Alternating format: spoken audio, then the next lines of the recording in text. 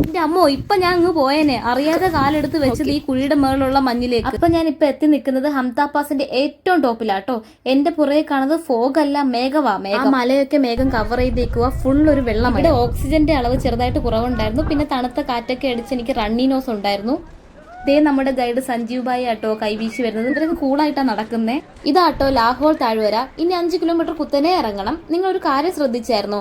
നമ്മൾ ഹംദാബാദ് സ്റ്റോപ്പ് എത്തുന്നതിന് മുൻപ് കണ്ടത് പച്ചപ്രദേശമാണെങ്കിൽ ഹംദാബാദ് സ്റ്റോപ്പിന് ഇപ്പുറം വരണ്ട പ്രദേശവും കുറെ പാറക്കെട്ടുകളും. ഒരു ഐസ് സ്ലൈഡിങ് ഉണ്ടായിരുന്നു. എന്റെ പൊന്നോ സെറ്റായിരുന്നു. പിന്നെ ഗോപ്രോ വെച്ചിട്ട് ഐസ് സ്ലൈഡ് ചെയ്യാൻ ധൈര്യം ഇല്ലാത്തതുകൊണ്ട് ഞാൻ ആ ഒരു വീഡിയോ എടുത്തില്ല. പൊള്ളിയായിരുന്നു കേട്ടോ. അമ്മേ അങ്ങനെ ഒരുവിധം ക്യാമ്പ് സൈറ്റ് എത്തി. 10 കിലോമീറ്റർ ആണ്.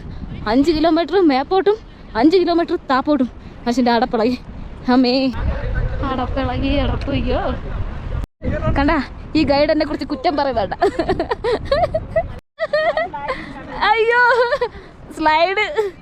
ഇന്നത്തെ ട്രെക്കിംഗ് എല്ലാം കഴിഞ്ഞ് ഇങ്ങനെ ഈ പുല്ലിക്കൂടെ ഇങ്ങനെ നടക്കുകയാണ്. ഹിയാഗുരു ക്യാമ്പിലെത്തി കുറച്ച് കഴിഞ്ഞ് തണുപ്പങ്ങ് അടിച്ചു വന്നു. ആ വെയിലൊന്നും കാര്യമാക്കണ്ട, ഒടുക്കത്തെ തണുപ്പായിരുന്നു കേട്ടോ. പിടിച്ചിട്ട് കണ്ണിതൊക്കെ വെള്ളം വരും. ഈ ഒരു ട്രക്കിങ്ങിന്റെ ഇടയിൽ കുറെ ആളുകളൊക്കെ പരിചയപ്പെട്ടായിരുന്നു. അതിൽ മലയാളികളും ഹിന്ദിക്കാരൊക്കെ ഉണ്ട്. ഹിന്ദി ഫ്രണ്ട്സ് ഒക്കെ എന്നെ അന്താക്ഷരി കളിക്കാൻ വിളിച്ചിട്ടുണ്ടായിരുന്നു. പക്ഷേ എനിക്ക് പാട്ട് പാടാൻ അറിയാത്തത് കൊണ്ട് ഞാനിങ്ങനെ നോക്കിയിരുന്നു. ചില സമയങ്ങളിൽ ഞാൻ പോലും അറിയാതെ ഞാനൊരു ഇൻട്രോവേർട്ടായി മാറാറുണ്ട് ഗൈസ്. അപ്പോൾ നാളെയാണ് റിവർ ക്രോസിംഗ്. അപ്പോൾ സ്റ്റേ ട്യൂൺ ഗൈസ്. ടാറ്റാ.